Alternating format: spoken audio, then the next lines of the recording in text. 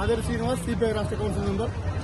గత 3 సంవత్సరాల నుండి హన్మకొండ జిల్లాలో మండలాల పలు ప్రాంతాలలో సుమారు 14-15 సెంటర్లలో జిల్లా వ్యాప్తంగా గుడిసెలేసుకుని ఉంటున్న పేదలందరికీ గుడిసెవాసులందరికీ పట్టాలు ఇవ్వాలని, అదేవిధంగా వారికి గత ఎన్నికల్లో కాంగ్రెస్ ప్రభుత్వం హామీ ఇచ్చిన మేరకు వాళ్లకు పక్కా గృహాలు కట్టించి ఇవ్వాలని, డబుల్ బెడ్ కట్టించాలని ఇలా కమ్యూనిస్ట్ పార్టీ ఆధ్వర్యంలో పెద్ద ఎత్తున ఆందోళన కార్యక్రమం నిర్వహిస్తున్నాం.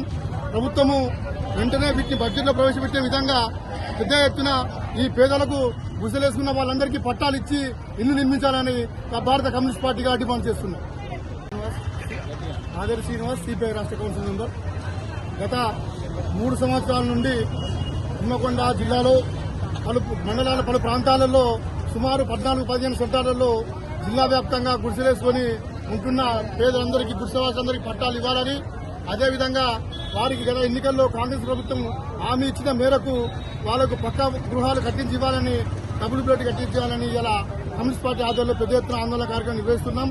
ప్రభుత్వము వెంటనే వీటిని బడ్జెట్లో ప్రవేశపెట్టే విధంగా పెద్ద ఎత్తున ఈ పేదలకు గుడిసెలేసుకున్న వాళ్ళందరికీ పట్టాలు ఇచ్చి ఇల్లు నిర్మించాలని భారత కమ్యూనిస్ట్ పార్టీగా డిమాండ్ చేస్తున్నాం.